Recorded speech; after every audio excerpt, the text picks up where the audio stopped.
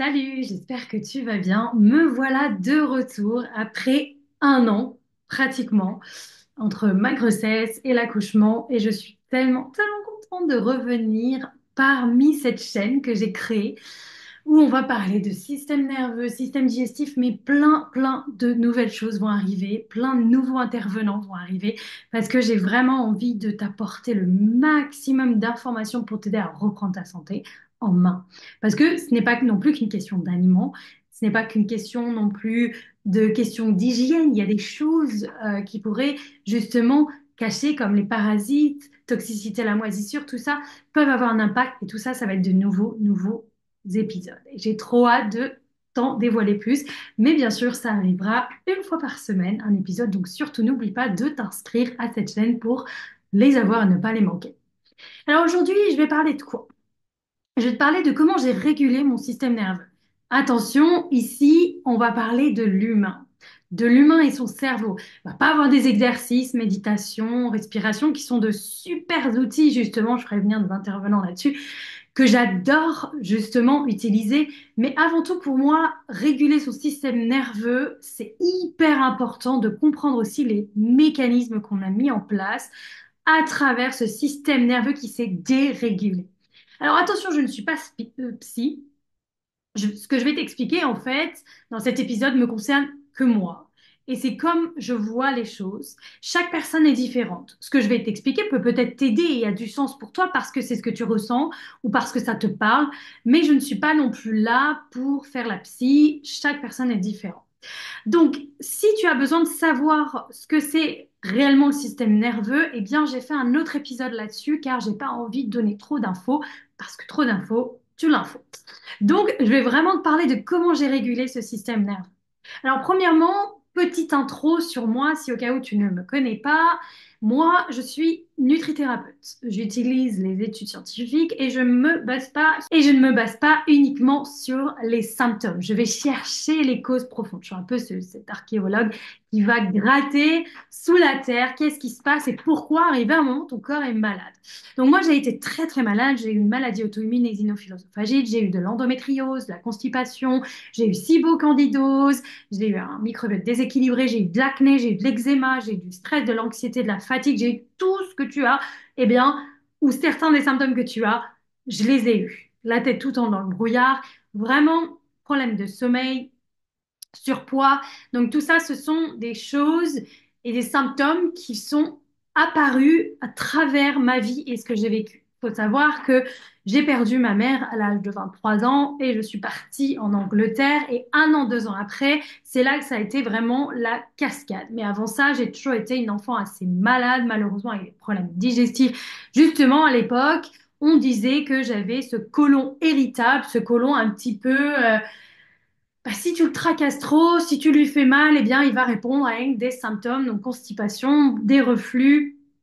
Donc, j'ai eu tout ça. Alors, j'ai travaillé sur mon alimentation, sur mon hygiène de vie, mais surtout sur mon système nerveux, parce que c'était hyper important. Et c'est quand j'ai réalisé que c'était hyper important, parce qu'il y avait ce lien connexion intestin-cerveau, justement, je t'ai fait un autre épisode là-dessus pour t'en expliquer plus. Eh bien, c'est là où je me suis adormée.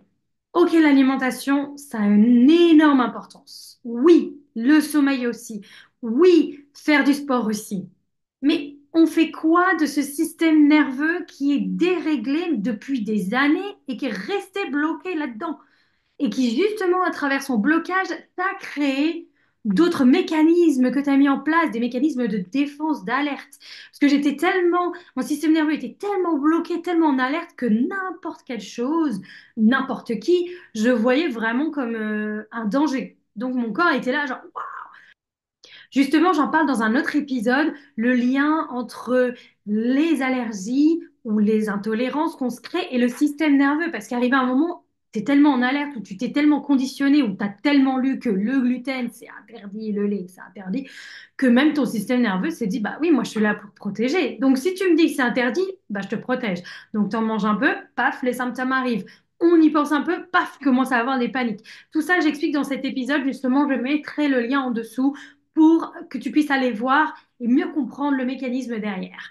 Donc, je vais vraiment parler de comment moi j'ai vu les choses et qu'est-ce que j'ai changé mes pensées, mes manières de me défendre et qu'est-ce qui m'a permis de justement retrouver un système équilibré avec, bien sûr, comme je dis, des exercices. Donc, première, ce sera les pensées ne sont pas la réalité. Alors, attention, quand je dis les pensées, c'est bien sûr les fausses croyances, c'est les pensées qu'on se crée, les chemins qu'on se crée ou les scénarios dans notre tête. Admettons, on est une personne, on n'aime pas les conflits, on déteste ça. Et là, arrive un moment, peut-être potentiellement, il va avoir un conflit avec une personne. Et là, qu'est-ce qui se passe? Bah, ton cerveau, il vrille, il tourne. Et là, qu'est-ce qui se passe? Ton système nerveux te met des petits scénarios en place dans la tête pour faire quoi? Pour te prévenir et te protéger. Donc, il va t'imaginer avec cette personne ou cette situation et comment toi tu dois réagir et comment lui doit réagir. Et là, bien sûr, si t'es quelqu'un qui a comme moi un tempérament assez bien trempé, t'as des émotions qui ressortent, colère, malheureusement, avoir ces scénarios quotidiens, ton cerveau et ton système nerveux pensent qu'ils te protègent, mais en fait, ils t'enferment dans des fausses idées, dans des pensées qui, au final, tu finis par croire que c'est la réalité. Et au moment où tu vois cette personne, eh bien, tu as cette colère, ou bien tu as ce scénario qui revient et tu dis, ça va se passer comme ça, et j'ai pas envie, et je me sens pas bien. Et du coup, soit tu déclenches cette situation, soit tu restes en face de la personne et tu tires la gueule, ou t'es pas content, ou t'as du mal à sourire parce que tu es en mode, attention, je ne veux pas que ce scénario arrive. Et ça, malheureusement, ce sont des mécanismes naturels que on peut casser au fur et à mesure, mais avant tout, c'est aussi de s'en rendre compte. Mais bien sûr, ce sont des mécanismes naturels et il ne faut absolument pas être contre soi quand on se les crée ou être contre son système nerveux. Attention, on voit partout que le système nerveux est lié au stress, à l'anxiété. Oui, mais ça reste quand même des mécanismes naturels et il y a des manières pour être en accord avec et ne pas les voir comme notre propre ennemi. Parce qu'avant tout, le système nerveux, ce qu'il fait, il te protège et justement, il faut être en accord avec lui et il faut savoir l'écouter quand l'alerte est nécessaire, quand on a un danger devant nous. Alors, avant de continuer là-dessus, j'aimerais aussi parler des 5 blessures qui t'empêchent d'être toi-même. Parce que ces 5 blessures, moi, je les adore. C'est basé sur le bouquin 5 blessures qui empêchent d'être toi-même de Lise Bourbeau. Je mettrai un lien justement où l'acheter. Moi, j'ai trouvé incroyable parce que rien de connaître mes blessures, donc c'est trahison, abandon, rejet, humiliation, injustice. Le fait d'avoir compris mes propres blessures m'a permis aussi de mieux comprendre les scénarios que je me crée quand je disais qu'on n'aimait pas être en colère ou avoir une situation où on se met en colère, où on doit avoir une altercation avec quelqu'un, eh bien, il y a une blessure derrière. C'est là que c'est intéressant. C'est quand tu fais ton travail, il faut que tu ailles chercher quelle est la blessure. Pourquoi tu réagis comme ça? Pourquoi ton corps s'est créé tout ce mécanisme-là, ce scénario? Alors, moi, c'était souvent relié à l'abandon, au rejet. Au final, je me crée un scénario où la personne serait en colère contre moi parce qu'à la fin, j'avais peur qu'elle m'abandonne ou qu'elle me rejette.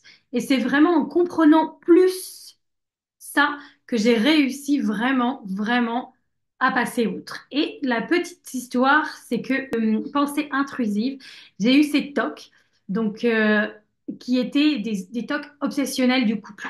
J'ai été vraiment très blessée dans mes expériences du passé. J'ai aussi perdu du coup ma mère, vécu comme un abandon. Et j'ai vécu tellement un amour fort avec, et je le vis encore, avec mon conjoint, que j'avais tellement peur qu'il m'abandonne comme ma mère, que du coup, je m'étais créé des pensées intrusives. Du style, il faut que tu le quittes toi. Alors ça, c'est le système nerveux, il veut me protéger, donc c'est à moi de le quitter avant qu'il me quitte. La peur qu'il me quitte. Oui, regarde, au final, physiquement, c'est pas ça. Oui, regarde, aujourd'hui, t'as pas dit que t'étais belle ou que tu t'aimais, donc c'est qu'il t'aime pas. Vraiment, c'était des scénarios intrusives, obsessionnelles qui ont vraiment été liées avec mes blessures. Et c'est une fois que j'ai compris mes blessures et vraiment la cause profonde de ces troubles, de ces pensées intrusives que j'ai réussi à m'en débarrasser. Maintenant, je vis pleinement et heureuse avec mon conjoint et n'ai aucune peur qui m'abandonne. Car maintenant, je m'y suis faite à cette idée, je l'ai acceptée. Si ça doit arriver, c'est comme ça. Mais pour le moment, je préfère vivre dans le présent. La deuxième chose, qui m'a vraiment mis mon système nerveux en alerte tout le temps, c'était en fait les attentes que les autres peuvent avoir de moi. J'ai été et je me suis construit vraiment en étant jeune une petite fille modèle. Et je savais qu'on attendait beaucoup de moi et je voulais donner. Parce qu'en donnant, on me rendait ou pas forcément, mais c'était aussi ma manière à moi de je te donne ce que tu attends de moi et plus tu vas m'aimer en retour. Parce que j'étais pas capable de m'aimer toute seule en fait. J'étais pas capable de voir les valeurs que j'avais, enfin pas les valeurs, mais j'étais pas capable de voir que je valais quelque chose et j'avais l'impression qu'il fallait que je donne aux autres pour pouvoir m'aimer en retour. Et c'est une fois que j'ai compris ça que j'ai réussi vraiment à casser ces pensées mais aussi à arrêter de donner aux autres et donner plus à moi. C'est important parce que quand on donne trop aux autres, on s'oublie. Si on s'oublie et qu'on s'aime pas, eh bien, c'est difficile de vivre avec nous-mêmes. Ce qui est au final très intéressant, c'est que si on n'arrive pas à vivre avec soi-même, on n'arrive pas non plus à vivre avec les autres, on a du mal à les comprendre ou quand ils sont pas en accord avec nous, on a du mal à comprendre leur façon de penser parce qu'au final, on comprend pas la nôtre ou on respecte pas la nôtre. Et justement, j'ai envie de dire, et cette phrase, je l'ai lue dans un bouquin incroyable qui était, mince, comment il s'appelait? Je mettrai le lien. Des fois, c'est comme ça, les choses passent. C'est avoir le courage de ne pas être aimé, quelque chose comme ça. Je ne veux pas remixer, mais je vous mettrai le lien. Et dans ce livre, il y avait cette phrase, on ne vit pas pour répondre aux attentes des autres. Et je l'ai trouvé incroyable, ce qui est totalement vrai. On vit pour les nôtres, mais j'ai envie de rajouter à cette phrase, et ils ne vivent pas pour répondre à tes attentes. Parce qu'on a toujours des attentes. On est toujours à se faire des scénarios, système nerveux. Oui, si je fais ça, il va se passer ça, et si ça se passe pas, ça va être trop bien, hein, et cette personne, elle va me donner ça, et ça va être trop cool. Et au final, quand cette personne te donne plus ça, bah, paf, c'est cassé. Et là, tu te dis, c'est pas normal, pourquoi elle me l'a pas donné? Est-ce que je peux pas être aimée par les autres? Est-ce que je peux pas? Et là, tu commences vraiment à te demander si c'est toi le problème. Et c'est un cheminement qui est répétitif, répétitif, répétitif, répétitif. Et personnellement, le fait d'avoir aussi voulu donner tout le temps aux gens, eh bien, ça m'a développé une colère. Et cette colère, elle était profonde. Parce que justement, quand je donnais et que je n'avais rien en retour, parce que c'était mes valeurs à moi, je donne et je dois avoir en retour, c'est comme ça que ça fonctionne, eh bien, c'était une colère tellement profonde que justement, envers ces personnes, j'avais ces attitudes. Je ne souriais pas, ou j'étais en colère tout le temps, ou j'avais quelque chose envers eux. Mais en fait, le problème, c'est que je n'avais pas à répondre à leurs attentes. Ils pouvaient avoir leurs attentes, mais ça leur appartenait. Et c'était pas à moi d'y répondre. Parce que peut-être que leurs attentes reflétaient, les attentes qu'ils avaient envers moi reflétaient des choses qu'ils ne pouvaient pas s'amener eux-mêmes. Donc voilà, c'est une autre chose sur laquelle j'ai reflété et en travaillant dessus, eh bien, je me suis rendu compte que, au final, j'ai juste à vivre pour mes propres attentes et que même si on n'en a pas, eh ben, c'est OK parce que ça fait partie du cheminement de la vie.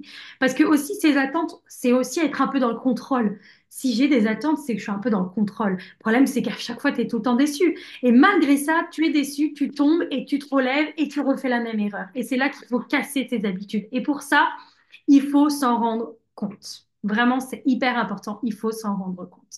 Donc ensuite, il y a quoi? Il y a tes barrières, il y a tes valeurs. Il y a, si tu es comme ça, tu penses que les autres sont comme ça. S'ils ne le sont pas, c'est qu'ils ne te respectent pas. Alors que non, c'est la même chose que les attentes quelque part. Ce sont à eux. C'est leur valeur. Et ça regarde que eux. Ça ne reflète pas les tiennes.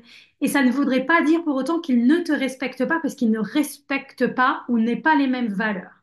Et ça, c'est vraiment quelque chose qui me mettait en colère quand je n'arrivais pas à voir ou à exprimer des choses. Et quand ce n'était pas respecté par les autres, je me disais, bah, ils ne me respectent pas. Ils m'aiment pas. Et c'était encore le même cheminement, toujours à se remettre en question. Est-ce que c'est toi le problème? Est-ce que si? Est-ce que ça? Alors que non, tu peux avoir tes propres valeurs, les autres peuvent avoir leurs propres valeurs. Le tout, c'est d'être bienveillant et respecté, tout en se disant que si les autres ne te respectent pas, eh bien, ça leur appartient. Ça ne t'appartient absolument pas. Et c'est vraiment une autre chose que je me suis rendu compte, mes barrières, c'est ma barrière. C'est pour ça qu'aussi, des fois, il faut être très, très attentive à tes barrières. Si quelqu'un veut être vachement copain ou machin, mais que tu sais pas trop, mets tes barrières, respecte-toi, respecte tes besoins, respecte tes envies. Et ça aussi, c'est hyper important parce que quand on casse ou qu'on respecte pas ses propres besoins ou envies, eh bien, on a cette colère aussi qui est présente.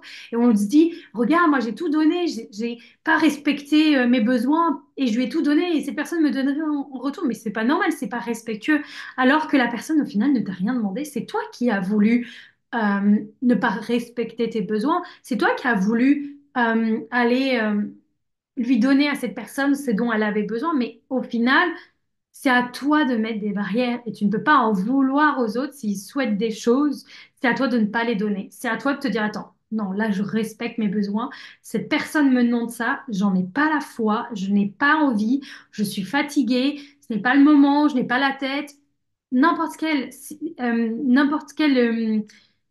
chose auxquelles tu penses qui vont respecter tes besoins, n'importe quelle situation, eh bien, il faut respecter. Si quelqu'un est dans le besoin, par exemple, plusieurs fois, ça m'est arrivé où j'avais des copines qui avaient des situations très complexes. Et du coup, j'étais toujours j'écoutais, j'étais là, je prenais, j'absorbais, je donnais des conseils. Elle ne faisait pas en retour, ce qui m'agaçait aussi parce que je me disais, mais je prends mon temps pour lui expliquer quelque chose, elle est d'accord, mais au final, elle ne le fait pas, elle fait toujours la même erreur. C'était très dur. Au final, j'ai compris qu'elle faisait ce qu'elle voulait. C'était pas non plus à moi de lui dire quoi faire dans sa vie. C'était à elle de régler ses propres blessures. C'était à elle de régler ses propres problèmes. Et que des fois, j'avais tendance à trop prendre alors que même moi, j'étais pas très bien. Et justement, c'est là où tu respectes tes besoins, tu respectes tes envies. Si tu n'as pas la tête à aider quelqu'un d'autre parce que même toi, à ce moment-là, tu n'es pas bien, eh bien, ne le fais pas. Ce n'est pas un devoir, tu n'es pas obligé. Il faut d'abord respecter ses besoins avant tout. Respecter les choix des autres et tu n'as pas à souffrir pour le choix des autres non plus. Ensuite, voilà, j'espère que tout ça est clair. Ensuite, et pour finir, parce que on va pas trop s'étaler non plus, c'est la validation des autres. J'avais toujours besoin de reconnaissance ou de validation des autres pour me permettre à moi d'être bien avec moi-même, de m'aimer. Si les autres m'aimaient, je pouvais m'aimer. Si les autres étaient contents de moi, j'étais contente. Si les autres étaient comme ça, j'étais comme ça. Et ça, c'est absolument pas normal. Absolument pas. Tu ne dois pas vivre pour les autres. Tu dois vivre pour toi. Tu dois te respecter. Tu dois t'aimer et accepter qui tu es. Si tu es quelqu'un qui... alors, ça aussi, exprimer ses émotions dans la société, c'est quelque chose qui est compliqué. Si tu exprimes tes émotions, d'autres personnes qui ne les expriment pas ne trouvent pas ça normal et vont te faire sentir que c'est toi le problème parce que tu vas exprimer ce que tu ressens. Et du coup, en exprimant aussi, quelque part, tu vas attendre que les autres soient d'accord avec ça. Tu te dis, bah écoute, j'exprime, donc il devrait en retour l'être. Mais si cette personne n'est pas habituée à exprimer ses émotions, pour lui, il va pas comprendre pourquoi toi tu le fais. Et c'est là qu'il aura besoin de cette validation. Bah, tu n'as pas besoin. Sache que tu as le droit et tu dois respecter tes émotions, mais surtout en parler. Le fait de communiquer, le fait de les expliquer peut aussi t'aider, toi, à mieux vivre la situation. Si tu as quelqu'un de bienveillant en face, c'est incroyable, c'est le problème en deux, il va deux fois plus vite. Mais quand tu as quelqu'un qui résiste, ne sache que c'est pas à cause de toi si cette personne résiste, c'est parce qu'elle-même, elle n'ose pas parler de ses émotions. Ça, ce sont des schémas répétitifs. Et maintenant, je vais te partager comment j'ai fait pour m'en rendre compte. Alors, déjà, premièrement, lorsqu'une situation arrive, pose-toi, peut-être pas sur le moment même, mais essaye de refléter après. Et plus tu vas le faire, et plus elle va le faire sur le moment même. Pose-toi et dis-toi, qu'est-ce qui se passe? Qu'est-ce qui se passe? Qu'est-ce qui se passe? Pourquoi j'ai ça? Là, à ce moment-là, je commence justement à réaliser l'élément déclencheur. Une colère survient. Pourquoi? Et là, je conscientise mes émotions. Pourquoi elle est là? Où est-ce qu'elle est dans mon corps?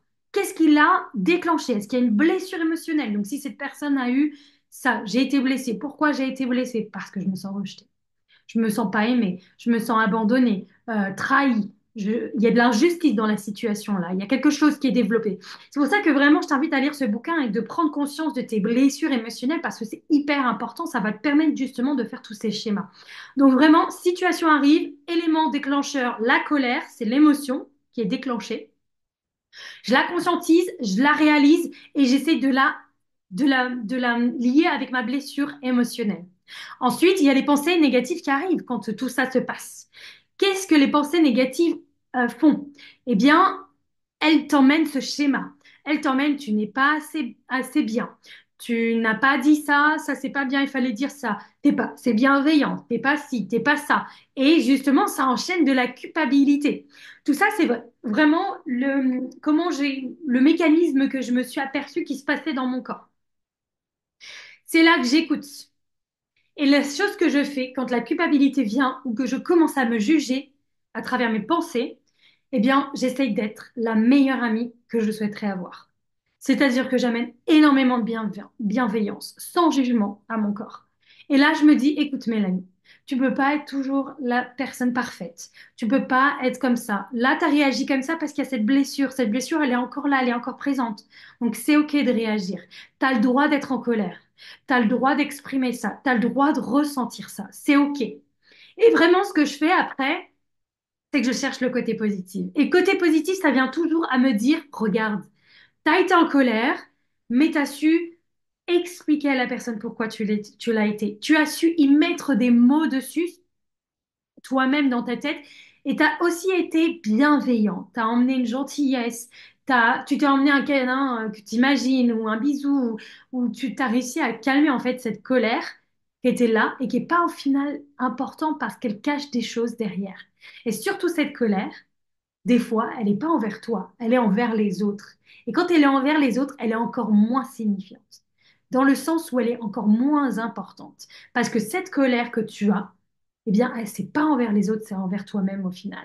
Mais tu es en colère parce que tu réagis à une situation ou réagis à la réaction de la personne, ce qui cache encore des blessures émotionnelles. Donc vraiment, quand ce genre de choses arrive, il faut vraiment être la personne la plus bienveillante et travailler sur la situation. Au début, c'est archi et c'était complètement chiant. Vraiment, soyons honnêtes, ça m'a pris des années à le faire. Mais je suis là aujourd'hui pour te donner les clés pour que ça prenne beaucoup moins longtemps. Et justement, une des premières choses que j'ai mis en place et que je trouve incroyable, c'est le journaling. C'est la meilleure façon pour refléter la situation. La situation, c'est quoi l'élément déclencheur? Je conscientise mes émotions. Derrière mes émotions, quelle blessure émotionnelle? Ensuite, la blessure émotionnelle, il y a eu les pensées. Après, il y a la culpabilité. Et voilà comment je me suis aidée. Voilà comment les choses doivent se passer et enclencher. Et le journaling, c'est vraiment une chose incroyable. Qui justement, je t'ai fait une vidéo là-dessus. Je t'en parle plus en profondeur et justement, je donne tous mes conseils dedans. Donc, n'hésite pas à aller la voir. Donc, voilà comment j'ai vraiment régulé mon système nerveux. J'ai fait encore au quotidien les exercices, bien sûr, la méditation, la respiration, le journaling. Ça, ce sont des exercices à utiliser au quotidien pour t'aider à mieux réguler au quotidien.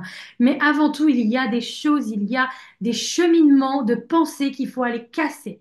Et c'est en cassant ces cheminements-là que tu vivras plus en paix avec toi-même. Je t'invite à me dire en commentaire quels sont vraiment les éléments ou les pensées ou les choses que je viens de t'expliquer, lesquelles te reflètent le plus, te parlent et surtout, pourquoi pas laisser les commentaires. Fais ton journaling sous cette vidéo YouTube. Explique-toi les cheminements de pensée que tu réalises, mais que tu as du mal peut-être à passer outre. Et vraiment, merci à vous de faire partie de cette belle chaîne et je vous dis à bientôt pour un autre épisode. Et